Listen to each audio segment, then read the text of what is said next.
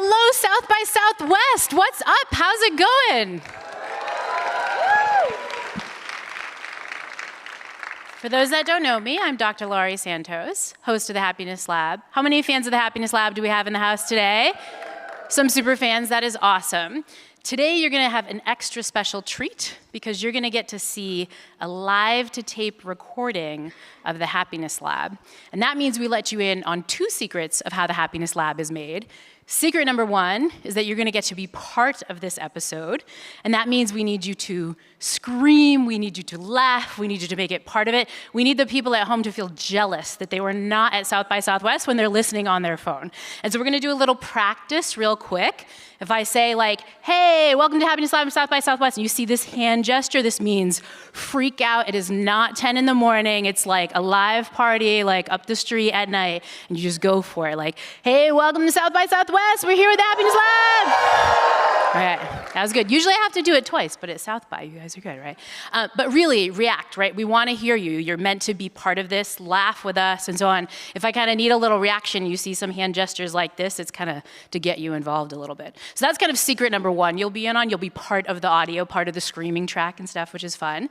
Second thing, though, is that because this is live to tape, not live streamed immediately, that means you get let in on another secret, which is that you get to see a little bit how the sausage is made. Because the truth is, when you're making a podcast, we screw up sometimes, we have to do some do-overs, sometimes there's some mess-ups, and you're gonna get to see those here too. And so just be patient with us. If we have to pause, do a little do-over, but it lets you in on the fun, and you get to see how the background goes. Okay, with that quick introduction, we're gonna start our podcast. I'm gonna sit down, pull up my notes, and then it's gonna be like the podcast is starting for real. So get the energy ready. When I ask you to start, everybody's ready? So I'm gonna say it soon. Okay, let's do it. Hello and welcome to the Happiness Lab Live here at South by Southwest. I am here in front of a fabulous live audience, and we're going to be talking today about the importance of sabbaticals and taking some rest. And I'm excited to introduce my guest today, DJ DiDonna. DJ is senior lecturer at Harvard Business School. In his former career, he was co-founder of EF Global, a FICO score for emerging markets company that helped entrepreneurs get access to credit to grow their business. These days, DJ spends his time thinking about sabbaticals and their transformative effects. He's most recently become the founder of the Sabbatical Project, a nonprofit aimed at creating a world where extended leave is the norm rather than the exception. This sounds like a world I want to live in, for sure. DJ's work on the transformative benefits of sabbaticals has been labeled Harvard Business Review's new idea for 2025. So I think we're going to be seeing a lot more of sabbaticals this year than before. DJ's work has appeared in The Atlantic, Time Magazine, Fast Company, Fortune, The Wall Street Journal, and lots more. He's also, as an expert on the power of extended leaves, a designer of new sabbatical policies for dozens of different organizations around the world, from nonprofits to Fortune 55. You see, that's what happens. From nonprofits to Fortune 500 companies. And today we're going to be talking about the research behind why an extended break can be so important and what you can do to convince yourself and your employer that you might need one. Please join me in welcoming DJ DiDonna.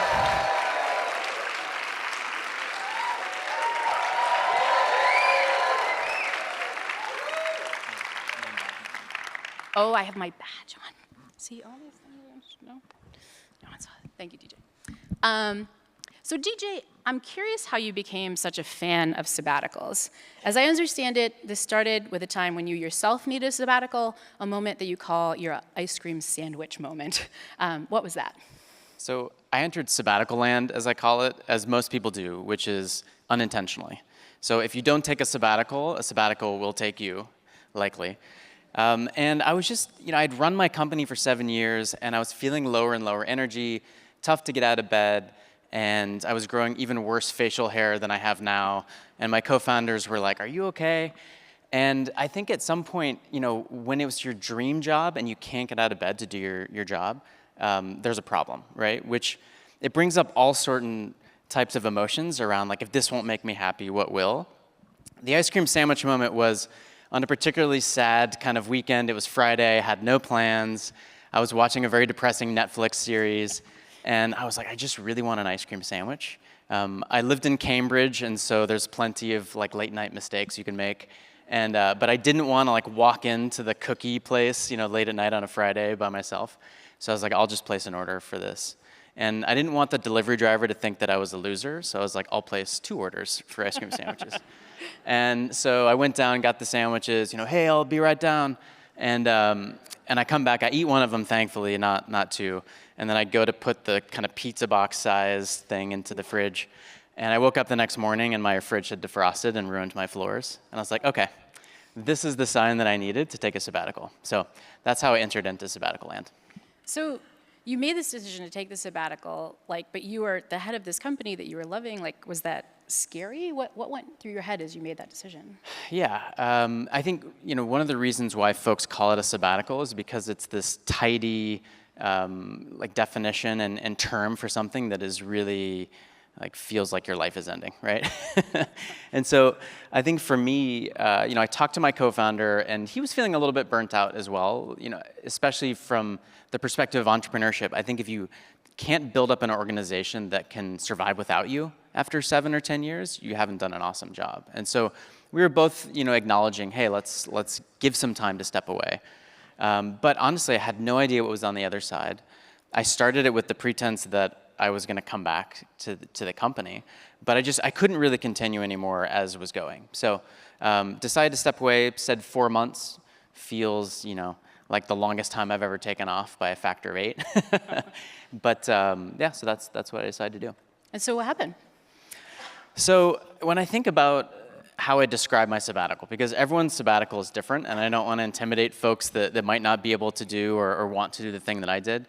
There's the marquee events. So I did this 800-mile pilgrimage in Japan. I really wanted to investigate on the spiritual side, something that I felt was important, but rarely urgent, right? So that was kind of like the marquee event.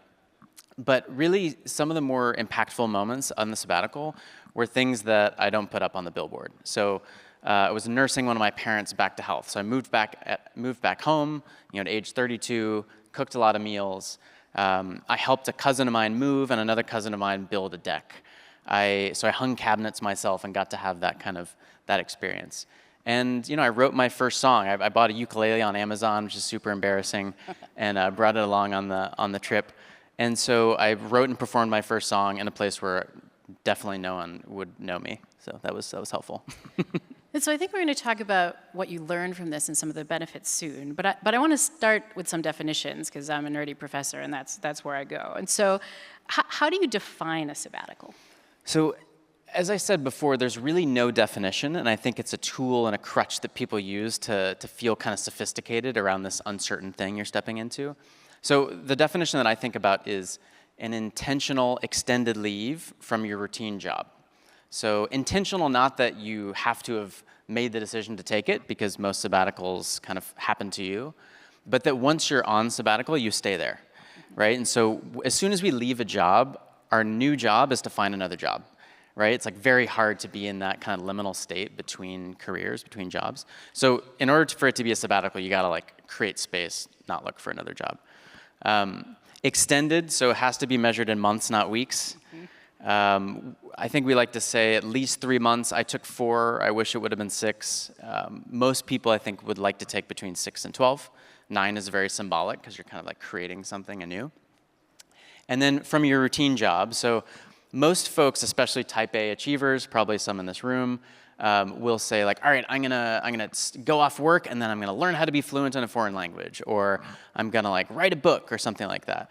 And what we found in the research is actually that active rest, so doing a job that is not your job, can actually be fulfilling and healing, as long as it's not similar to your routine job at all, right? So don't do consulting projects, to make a little bit more money. Really switch out of your routine job, routine work, into something that feels fulfilling. So write that book, become a yoga teacher certified, right? But it has to be very different from what you're doing. It's kind of a funny word, right? You've used this term extended leave. It's not a vacation, it's a sabbatical. It kind of sounds almost like old school, like in the Bible, like a sabbatical, right? I mean, is that intentional? Where did this concept come from? Yeah, so the root of the word is ancient. It comes from Hebrew scripture, Shabbat, right? And so this concept that you work for 6 days and on the 7th day you devote that to worship. And then it also expanded out into you're supposed to till the fields for 6 years and then let them lie fallow for 1 year. And so that's the notion of the rest, right? That you have to have rest in some sort of period of time. And then it was kind of taken on by academia. So late 19th century, the president of Harvard, I went through and looked up the notes, like the minutes, the meeting minutes, which is fun. They had done research on like how much breaks do faculty need in order to replenish themselves and also to do research. So they would have to go over to Europe to figure out like what's actually going on in the academy. And the funny thing about that was that in the definition there, it talked about rest and recovery and also pursuit of science and knowledge. And if you look now, like the rest and recovery piece is totally dubiously absent from all these kind of academic sabbatical leave policies. But that's the basic history of the terminology. Yeah, I mean, as a professor, many people in academia get something like a sabbatical, they think it's going away. But this is really rare in other fields, right? Totally rare. So, and it's increasingly rare in academia, right? So it's becoming increasingly rare. Folks that are not getting paid for it, or it's shrinking down into a semester. Maybe we can talk about your sabbatical later. But it's about 5% of companies offer this policy. It's much more prevalent, in kind of like tech and companies where they're really trying to recruit talent and retain talent. It's increasing, so it's doubled since 2019, and it seems to be increasing over time, but still definitely the minority, especially like a paid sabbatical with some sort of benefits and that sort of thing. And so you've done this cool project where you've been studying sabbaticals scientifically. You've done hundreds of interviews, dozens of different academic studies. From your research, I'm curious, who is taking sabbaticals and why are they taking them? So when I first started out, I thought I was the customer. And so people who are in their mid-30s and 40s who burn out take sabbaticals. And then what I started to realize is that folks are starting as early as kind of gap years. They're tagging along with their parents' sabbaticals even early on. So when I thought about the research in the book, it's kind of going from gap years to twilight careers. So kind of like pre-retirement type age. So it's really anyone that either has something forced upon them or takes this opportunity to take time off. I think gap years are a great example of that. And so why are they taking them? Like what happens? Yeah, 2/3 of sabbaticals are catalyzed by a very negative event. So either a personal health crisis, or you get fired, or let's say like a global calamity or pandemic forces you to think about work totally differently. And then there's also positive catalysts, right? So you sell your company, you get like a kind of employment leave, things like that. And then I like to say this neutral catalyst of if you have a company, if you work for a company with a sabbatical policy, then you get to take that time off and you don't even have to think about it. And there are a lot of companies that offer that, and then also countries that enable people to do it. Like in Sweden, you can take 6 months off to try to start a business. In Australia, if you're a civil servant, you get 6 months off every 7 years. Man, I didn't realize there were countries that were doing this. That is exciting. And that also reminds me that your research has shown that there's lots of misconceptions when it comes to sabbaticals. So let's go through some of these. I think when I think of sabbaticals, I first think maybe we're just dealing with like a longish vacation. How is a sabbatical different than that? So everyone who has taken a sabbatical has also taken a vacation, and they're saying that something profoundly different is going on. When you're on vacation, all of the things you're on vacation from are piling up in the back, right? Your inbox is piling up. You know that you have to come back to work and get things done. When you're on sabbatical, you're gone long enough so that those things are off of your plate, so you can actually kind of deepen into what's going on, and you don't have to worry about like what's happening at work. And so different misconception is this idea that sabbaticals are basically a midlife crisis. It's your freak out, you don't know what you're doing, you're burning out. Like, I guess that's maybe part of some sabbaticals, but that doesn't define it. Yeah, I think about them as, so we talked about the times when people take the sabbaticals over the course of their life. And we talked about whether or not you take a sabbatical or sabbatical takes you. So that can certainly be the case where you're living a life that doesn't feel authentic to you long enough that you feel like you have to kind of burn the boats and like cast off lines. I think I was a little precocious in my midlife crisis, like a little bit earlier than midlife, hopefully. But yeah, so it can be, and I think the idea is that you think about it like a dental like cleaning appointment. Like you want to take these like cleaning appointments, right? We don't love them, but you try to take them every 6 months so that you don't have like a root canal emergency. So the whole goal of this is, can you identify inflection points in your life to take them off, as opposed to waiting for some big crisis to pull you into sabbatical land? All right, here's another misconception that I think comes on the employer side. The idea that a sabbatical is basically just a golden parachute. Like, you take a break from a job that you're thinking about basically getting the heck out of anyway. Is this the case? So what we found in the research is that the supermajority of people that take a sabbatical that's enabled by their company come back. So over 80% come back to their job. So it's not really a golden parachute. Now, people do leave, but the difference, and we can get more into this around kind of what's in it for companies, the difference is you are spending a bunch of time preparing the company to do all the tasks that you're doing before you leave on sabbatical. And so you're kind of like preparing the company for you to be gone. And you're also like allowing the company to see like, what are all the things that you do? Who else could be doing it? Who could be stepping up in your midst? Things like that. So not really a golden parachute, but people do leave. I think the argument is, if someone's going to leave as soon as you let them out of the door and off the leash, like, were they doing great work? Yeah. But do we have data on it? Like, how many people actually take off after a sabbatical? About 20%. Yeah. Oh, so it's non-zero, but it's not like 80% or 100%. And 100% of the people who don't have a sabbatical policy at work are taking off to take a sabbatical. Yeah, Right. That's fair. That's fair. And that gets to a different misconception, which is this idea that sabbaticals are sort of costly for businesses. But you've argued a better way to think about them as an investment. What do you mean? Yeah, I think, listen, as I was saying about an entrepreneurial company, if it can't survive without you leaving it as a leader, that's a problem. Similarly, turnover is just something that happens. Like, how many people here have left a job, right? So, like, people. That was a lot of hands for the listeners some of you at home haven't left a job. So people are going to leave anyway, and as a company, you have to be prepared. You have to be resilient to survive turnover. People are going to quit. They're going to go on parental leave.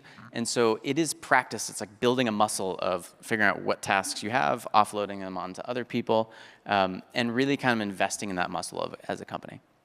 So when we get back from the break, we're going to see why a sabbatical can be such a helpful investment, not just for the person taking it, but even more for the company that allows it. The Happiness Lab will be back in a moment. All right, good job. You got to stay live out there, because I might do the hand thing when you're not ready. Okay. So in the magic of podcasting, we'll go to a break. We'll probably hear from like BetterHelp or Airbnb, like all our fabulous sponsors of the Happiness Lab. And we're going to come back to DJ talking about his journey and the benefits he sees. So I'm not even going to ask you your company, just like launch into all the benefits you're seeing as we come back for the break. All right.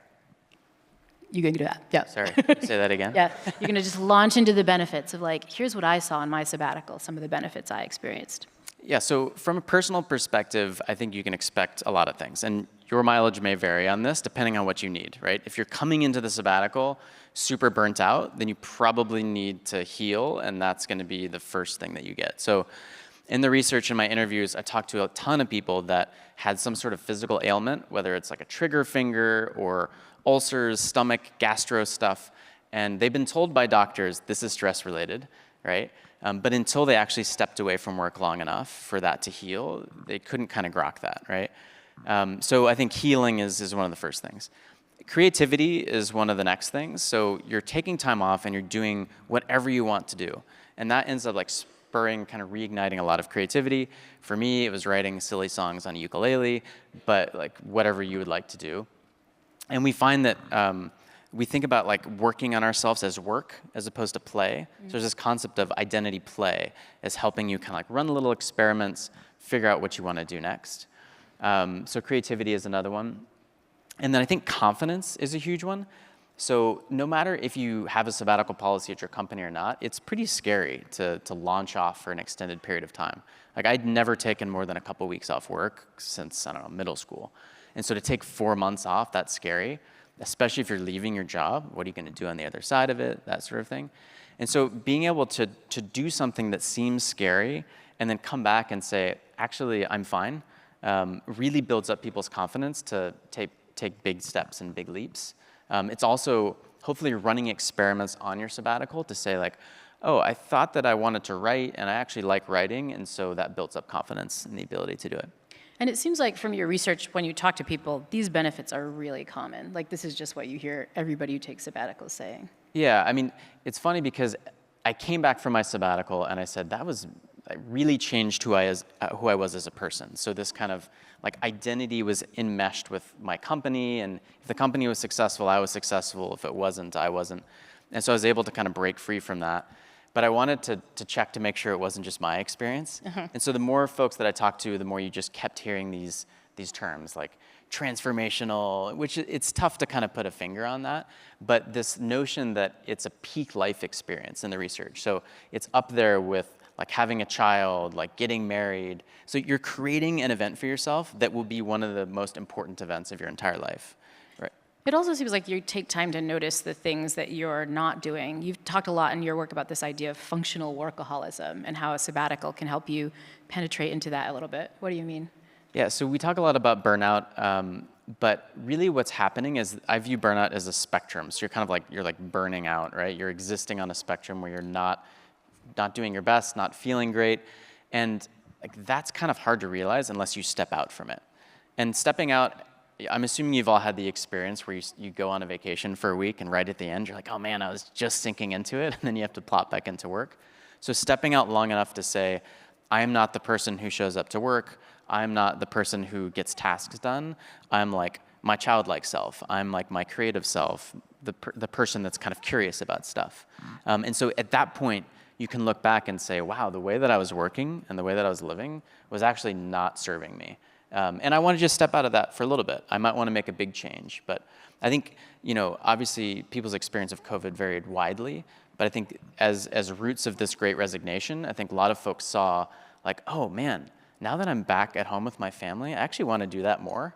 And like the way that I was kind of returning back to my family or even how I was working was not really great. So you needed like some perspective and like a long enough break from the norm to understand that. It also seems connected to this idea you've talked about called regret insurance, right? Maybe like a benefit that comes later in life. What's that? I mean, I think about sabbaticals, regret insurance, where you like imagine you're the age of your grandparents and you're telling your grandkid a story, you're telling your kid a story. Like, what do you want to have in that story? So Bronnie Ware, who is a palliative care nurse, talks about the 5 regrets of the dying, and this notion that you have not lived like a life authentic to yourself. Like if you close your eyes real quick and think, like, what would I want to do with my life if I could do anything? And what is that? Like, can that happen in the life that you're living now? Like, maybe, but probably not. Like it takes a little bit of time. And taking 6 months off in the scheme of working for 40 years is just not that much time. It's like 2%. I mean, if you know then what you knew now, would you still choose the sabbatical? Would you do it differently? Yeah, if I'd have known that I'd be the sabbatical guy up on stage at South by Southwest. Sorry, I thought that was funny. I was going to tell you guys to laugh during that one, but it was okay. Yeah, like everyone would love to be that person. No. Actually, one of the things that spurred me to taking my sabbatical was advice from a mentor who I went into that mentor's office and I was complaining, hey, like this is hard, this is tough, the company's not working as much as I would like it to be or whatnot. And he said, DJ, if you knew then all the things you know about your life and your company now, would you join that company again tomorrow? And it was very clear. I was like, absolutely not. And so I think the tough part about our lives is it's lived kind of with this inertia. You've made a bunch of small decisions and all of a sudden you find yourself in this path. And so I guess encouraging you to think about, like, would you want to return to this exact life? And if not, how are you going to run experiments to figure out what other track you need to be on? So long way to answer your question, but I look back at that time and it's the most dense period of memories in my entire life. Like I can look at that journal, I brought it on this trip. It was 8 years ago right now. I was walking in Japan and it was not 90 degrees. It was like pretty cold. And so that will serve me, I think, for the rest of my life. So it seems like sabbaticals are serving the people who take them. But now I really want to jump into these benefits that employers can get. Because I think this is one of the reasons that sabbaticals aren't just equal for everyone, that not every company is doing this, right? Is I think employers are really worried about whether this is going to be incredibly costly for companies. We talked a little bit about some of these benefits, but I want to do a deeper dive. Like, what are companies really getting out of this when they set up sabbatical policies? So, yeah, I think it's a great point in the sense that the best case scenario is that a sabbatical that doesn't require you to like blow your life up, doesn't require you to save up for 10 years is possible because your company values you enough to do it. And so all of us who work at companies who are managers are also people. So we're taking our people hat off and putting our company hat on. So this resilience is just a huge piece. Like having a company be able to withstand what they call key person risk. Mm-hmm. So I think about one of the interviewees was like the principal and founder of this boarding school in South Africa. And he'd been there from day one. It was 10 years in. And he stepped aside for 6 months because his spouse was doing a degree in Europe. And by stepping away, he was able to see that like some of the things ran really well in his absence, maybe even like a little bit better, right? The operations side. And then other stuff like fundraising fell off an absolute cliff, right? And so the organization got to see what it was like when he stepped away, and junior folks got to step up into roles and have kind of career stretch experiences. But also he got to figure out like, okay, if I get hit by a bus tomorrow, like this thing is gonna fail, and that's not great.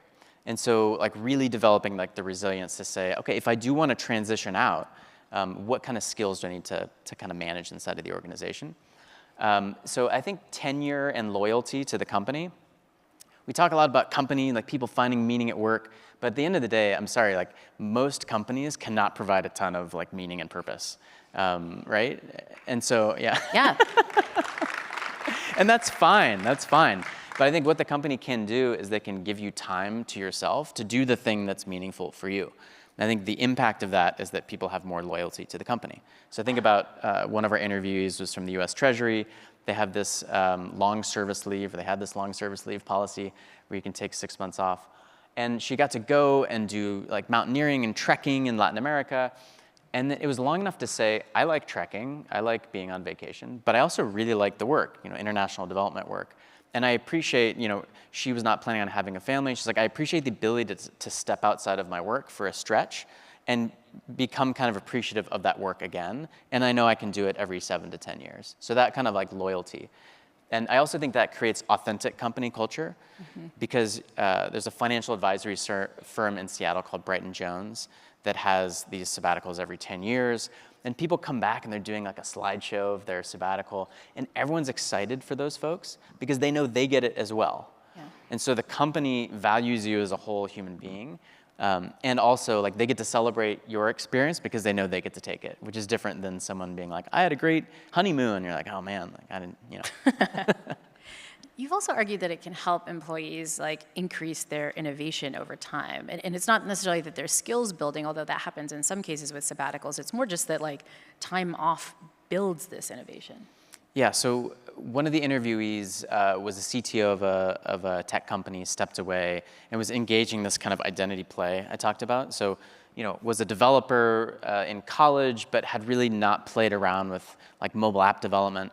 And so was like futzing around and created this app to help text-to-speech folks, right? And so that turned into being a company that he started, but it started from just wanting to learn and play. I think this like play muscle is really underutilized, and I think it's really important to have folks like step away and regenerate their ability to solve problems creatively, because you don't know what's coming around the corner as technology kind of accelerates. So you have to be able to see outside of the box. And that's helpful for companies when people come back too, I assume. Totally. Yeah, I mean, you have to solve problems inside of companies, right? And so it's starting to seem obvious that sabbaticals are a good idea for workers, they're a good idea for companies, probably a good idea for like society and us as people, right? Right? But only 5% of non-academic companies are doing this.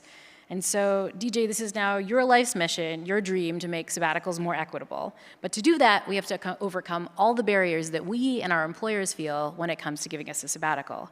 And we're going to get to those barriers when we come back from the break. The Happiness Lab live from South by Southwest. We'll be right back. All right, good. I had a double there. See, you gotta be paying attention. Okay, so seems like a good idea, but let's go through. Sabbaticals seem like a good idea, but let's go through some of the worries that people have when considering a sabbatical, or just like the actual barriers that come up when you like detonate your life for 6 months in some ways. One of these barriers is the optics, right? I think people are really worried about what this is going to look like. Is that something that you experienced? When I first thought about what the barriers were, around 7 years ago, optics was one of the biggest ones, right? So what are people going to think about the fact you took time off? That has changed significantly since then. And I think one of the enabling features is that LinkedIn introduced a career breaks role that you could put in, which is tremendous. So hundreds of thousands of people now proudly kind of talk about their career breaks. The other thing is just this story about a successful business and a successful life is also changing. So people are starting to hear in addition to the CEOs running multiple companies sleeping under the desk thing, they're starting to realize that folks like Steve Jobs, right, was studying calligraphy for a year. And you have the CEO of Impossible Foods figured out his company on sabbatical. There's actually a lot of roles for you to kind of find that creative energy when you step away.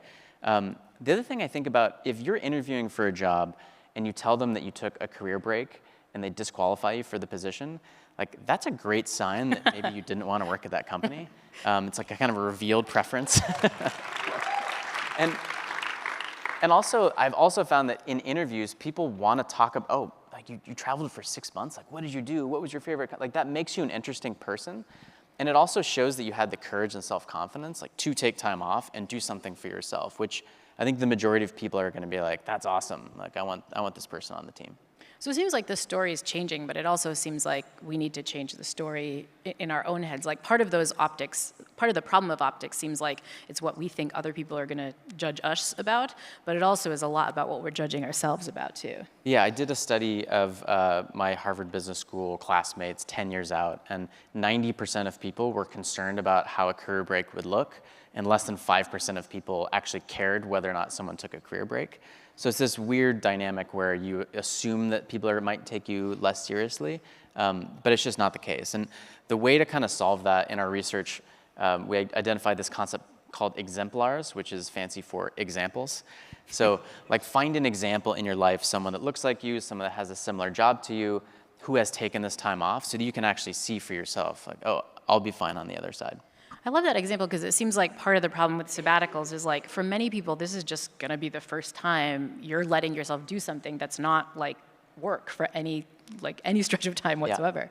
Yeah. It's very uncomfortable. It's not a natural feeling. It kind of creates a vacuum, right? Because you had all these responsibilities, and even though you want to not be checking email, when all of a sudden you're cut off from email and your calendar, the first part of sabbaticals can be difficult, and that's one part I think folks don't get.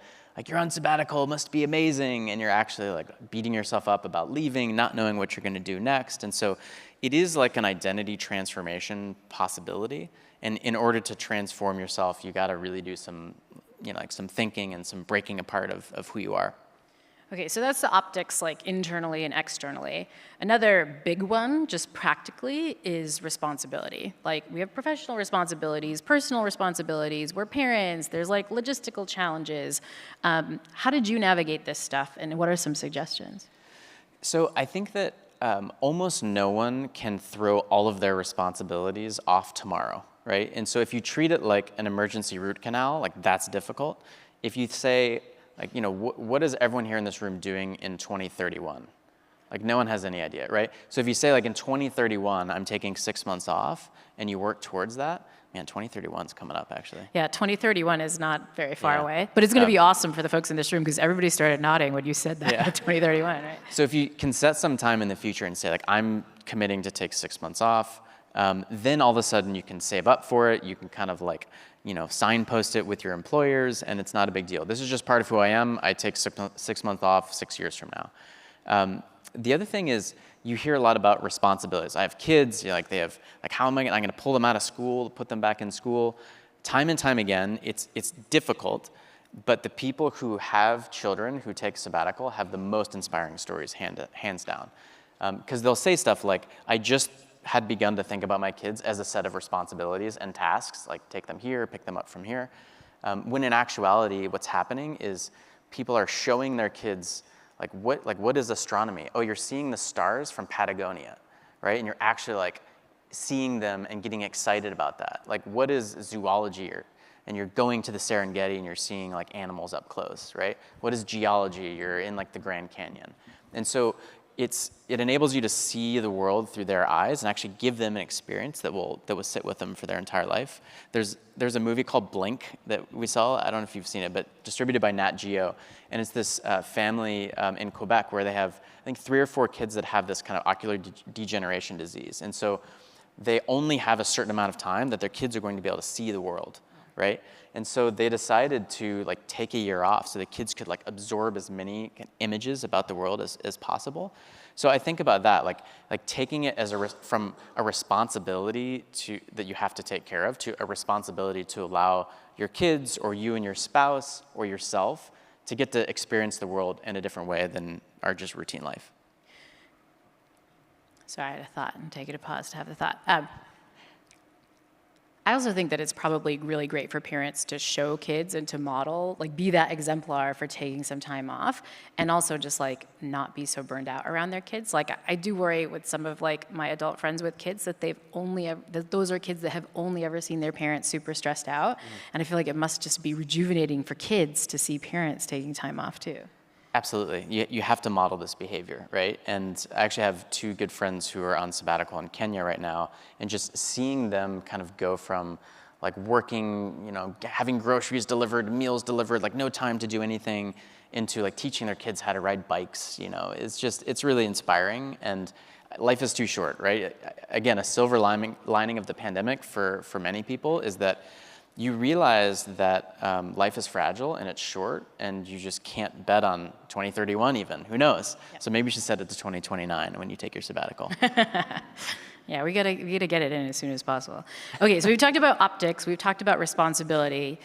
I think the elephant in the room when it comes to sabbaticals is cost, right? Just financially. I think if you survey most people, my guess is most people are gonna say, that sounds awesome, but it's just completely out of reach. Yep. How do we solve for this? So, I mean, the first and obvious answer is that if this is supported by companies, countries, like our culture, then it's not a problem at all, right? So again, like Sweden paid 6 months to work on a startup idea. And if you can plan it in advance, right? So a couple people from the study were teachers. They had taken a sabbatical right before they got married and backpacked around the world. And so like, we want to do this when our kids are a certain age. So they saved up for 10 years because it was important to them, right? And they did it, and it turned out, actually, they drove a Land Rover like across to the tip of South America from Arizona. And it turned out that there was so much maintenance with the Land Rover that the guy got really good at it, and he came back and he was like, I actually want to start a Land Rover business. And so now he like refurbishes Land Rovers and take people on tours, but that's neither here nor there. But yeah, so if you're thinking about it as something that has to happen tomorrow, very few people can afford it. If you're planning it out and saying, this is important to me, I'm going to save 5% a year, then it's not that big of a deal. The other thing I would say is that I've heard this over and over again, where when you're at a company, your raises are kind of on a schedule. It's like you get a 5% raise, or here's what you're eligible for. When you switch jobs, you actually get paid a lot more because you're being valued at the market rate for your skills. And so lots of folks are saying, I quit my job, they wouldn't give me a sabbatical. I joined another company and I got a raise, so it essentially made the sabbatical free. Mm-hmm. So your mileage may vary, but that's a dynamic that we kind of get trapped in as we've been at a company for a long time. You've also noted that it's also just worth asking, because lots of companies have policies that are like this that might be hidden or not talked about too. Yeah, there's these secret policies. I think that especially if you want to do it and you're kind of set on it and you're like, listen, I'm either leaving or they're giving me a sabbatical, like at that point, you're going to leave. And so you can talk frankly with your manager about this, and I've seen this many times where someone says, all right, let's work this thing out. Can we wait a year so we can prep the team? Okay, cool. How about like, we're not going to give you full pay, but how about partial pay, or how about just retaining benefits? And what we find is that most people, if you just retain benefits, because that's the scary thing, they can save up for it. And so again, like how far in advance are you planning on doing it? But yeah, talk to folks. I would talk to people who aren't your manager first and try to find an exemplar, and then you can kind of broach that subject. I mean, one of the reasons why we have like a kind of a support group on Facebook and LinkedIn where you can ask other people what their best practices were in doing it. And you can find people who maybe worked in your industry or in your company who have taken it. So that's helpful. Okay, so this is how kind of personally we can sort of fight some of the barriers. Let's talk about maybe some of the structural barriers. Hopefully there are folks in the room who are themselves employers, maybe big CEOs of companies who are hearing about these benefits and want to start offering sabbatical policies or want to develop a company policy that can help folks do this. What do employers actually need to make sabbaticals a thing? So in order to make it equitable for folks, it's got to have to be paid, right? So allow people to be able to take it and not take a huge financial hit. I think in order to make it successful, like the worst thing that can happen is you roll out a sabbatical policy and it's too short, or like, you don't allow your employees to disconnect, and then you've had people who are gone from the workplace and then also haven't gotten the benefits. Yeah. And so give folks enough time, ideally months. What we found in the research is that it takes about 6 to 8 weeks for you to really like become yourself again. Think about that, right? Like you take a 2-week vacation, up to 2 months to really feel like, oh, like I am me. I'm not just this collection of jobs and responsibilities. So give them enough time and ensure disconnection. So best practice, disable the email, auto respond. You'd be surprised. Like if you have an auto response that says, I'm coming back to the office in September, like I'm deleting this entire inbox, like email me in September, folks will just email you in September. It's not the end of the world. So disconnection, I think duration and support. You've also talked about the importance of companies making this a norm. What are some ways that companies can do that? Can you? Yeah, sorry, this pause. This is like the leader doing it, kind of. Oh, yeah. Sorry. Yeah. So you've also talked about some ways that companies can make this the norm or make this seen as like not a bad thing to do. What are some ways that companies can do that? Yeah, so the norm that exists is this so-called work devotion norm, where people are kind of like feel like they have to be devoted to work. They can't be seen as taking time off. This is why things like unlimited vacation, which is just a total boondoggle, like doesn't work, because you don't see people taking time off, and so then you don't feel like you can take it. So I think the first thing that leaders can do is take the breaks themselves to kind of model this. So Sweden also has, Sweden's getting a lot of love this episode. Sweden also has like kind of world-leading paternity leave. And what they found is that like even though you get paid paternity leave, fathers wouldn't take it unless their bosses took it, right? So you gotta model that behavior. You gotta celebrate it inside the company in order for folks to take it. So what are some positive examples of, what are some examples of positive impacts on organizations for their leaders? Like, is it just the people at the top that benefit from this, or do you also see like frontline workers taking these things and benefiting? Yeah, so it's a lot more rare to have folks across the spectrum of the organization, just because of the financial, responsibilities and things like that. But so I talked to this startup called Skylight, which, at the beginning stages of a startup, if you've ever worked for one or started one, like no one's taking a sabbatical at the beginning. Yeah. But if you can get through the first like 4 or 5 years, then you can make some space. And so the CEO, Michael, their first employee, was just really burnt out. And so allowed her to take 2 months off, come back, and then during that time, it's a little bit cheating on the sabbatical, but she had, investigated a bunch of AI tools and like got trained up, and so she was able to bring that back, which was a product that was integrated into the product and actually made it quite successful and kind of changed the trajectory of it. The other example that I like to tell is there's a CEO, Cheryl Johnson, of this organization in Detroit, so like the Coalition to End Homelessness. And so there's actual like funders that fund nonprofits in places like Detroit, LA, San Francisco, Boston, I'm sure in Austin as well, that they convince the boards of nonprofits to allow their leaders and their employees to take time off, and they fund it, nice. Right? And so the point of that, again, to prevent like this key person risk at a nonprofit where the leader is super important, charismatic. And so they're like convincing these boards to let these nonprofit employees leave, because like burnout started in the care sector, right? Among like nurses, healthcare workers, nonprofit leaders. If you really care about your job, you don't want to leave it because you feel like you're letting people down. And so I think in the nonprofit industry, actually, you see that a lot as well. You've also seen some of these creative solutions that some like jobs have come up with. You talked about this idea of a pre-batical, which I think is actually a kind of clever one. What's that? Yeah. So this came from the Great Resignation. Everyone was like, I quit my job, it's amazing. And then a lot of people got really, nice offers at other companies and other jobs. And so like, actually, I'm just gonna start this other job. And I think it's kind of foolish to think that your burnout from a job is gonna like end just because you joined another job. Yes, you take your box, and by the time you get to the car, the burnout's over, right? Yeah. You're running on adrenaline, right? So you're bringing like the adrenaline over, but I think companies actually benefit from ensuring that people take time off. And the easiest sabbatical to take is if like you have a job. So I teach at a business school, and like you get a job at a consulting firm, and you can push your offer. So you know that you have a job coming out of it, right? You don't have to worry about money. And so I think like allowing folks to make sure they come into your organization not burned out, excited to hit the ground running is a great one. All right, so let's say somebody's listening right now and they're convinced it's time, they're ready to overcome all these barriers, the extended break is what they want to do. What are some practices for the sabbatical curious who are ready to hit go on actually taking a break? So I think the first thing is you got to ask around. So try to find an exemplar. I think setting the container for a sabbatical is super important. So I don't really want to give people guidance on their particular sabbatical, but you got to like set enough time. You have to ensure that you are disconnected enough, right?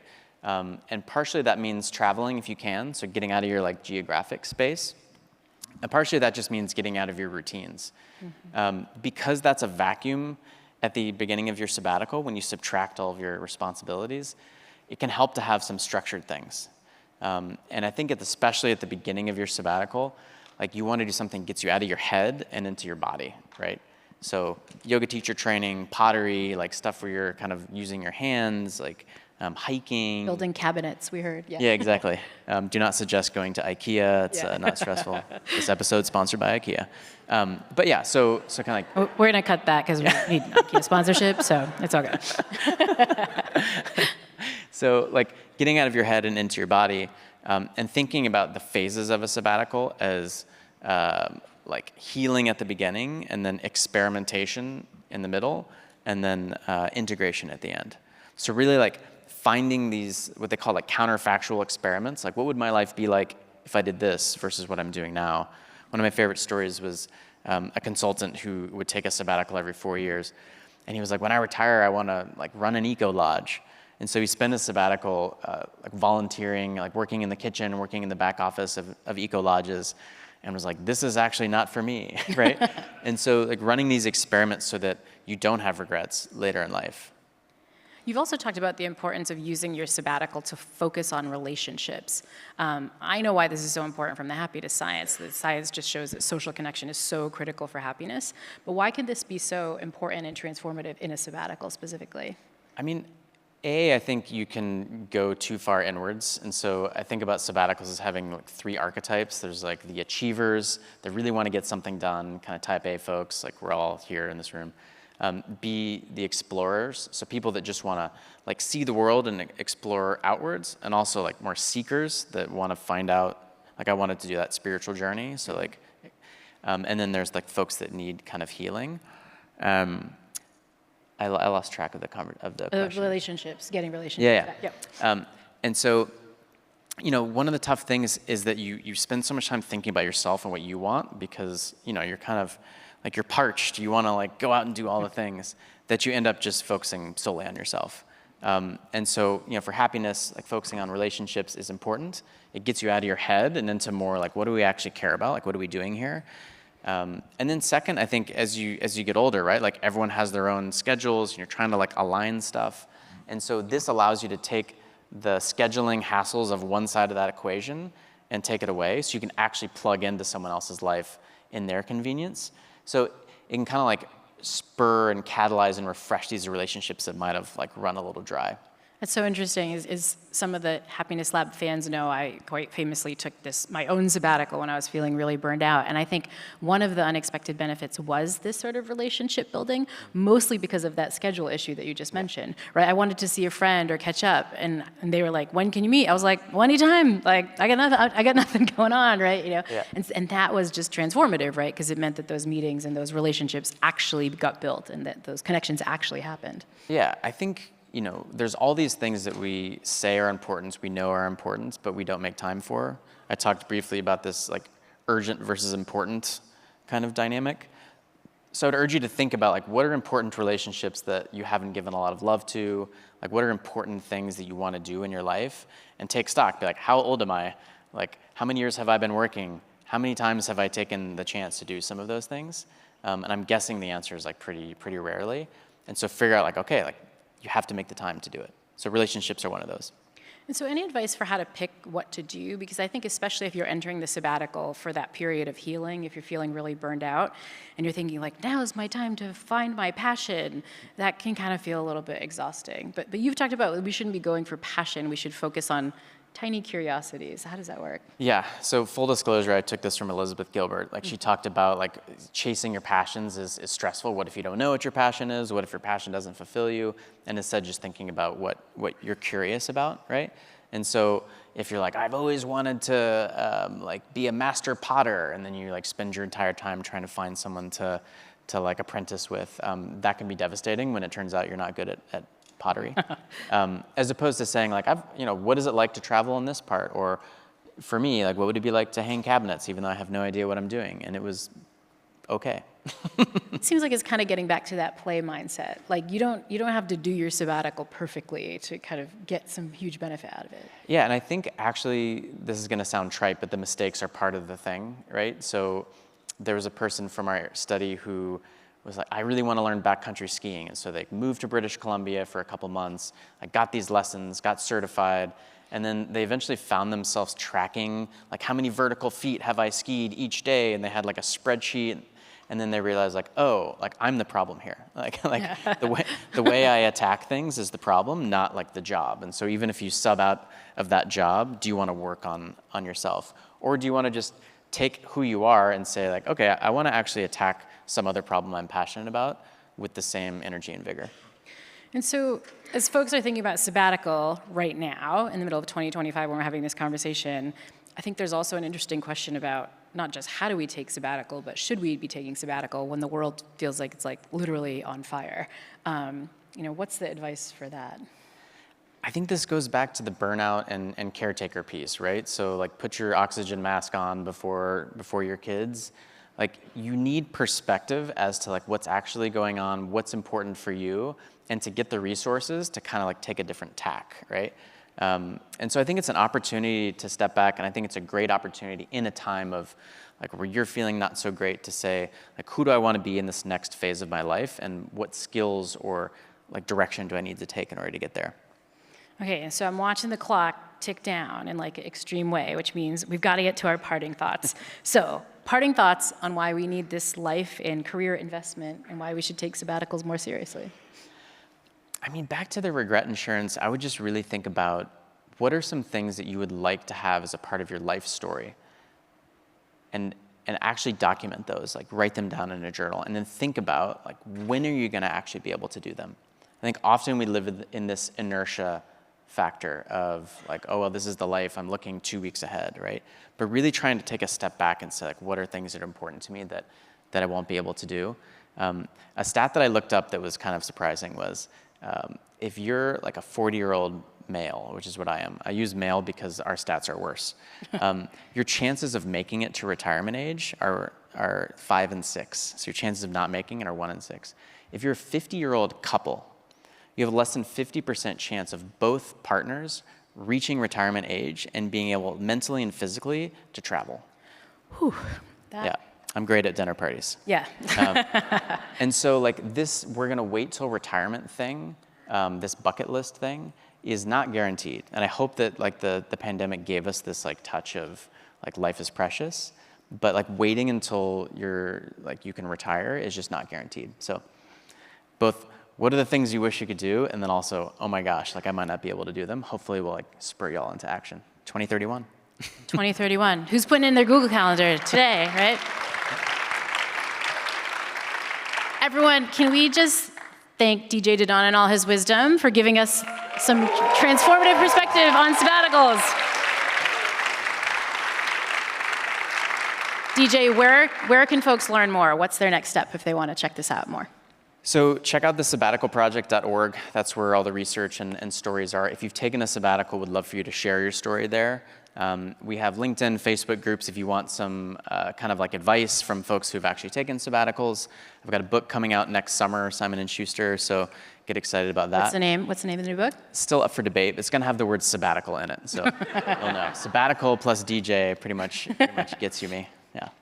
And it sounds like we have an opportunity, a sort of surprise opportunity to talk about sabbaticals a little bit more and maybe enjoy some South by. Do you want to share that one too? Yeah, so we're going to be, Laurie and I will be at Waterloo Records for most of the afternoon. My friend Karen runs Waterloo Records, who has a vinyl record company here in Austin. So there's going to be music, food. So come ask us questions, come meet.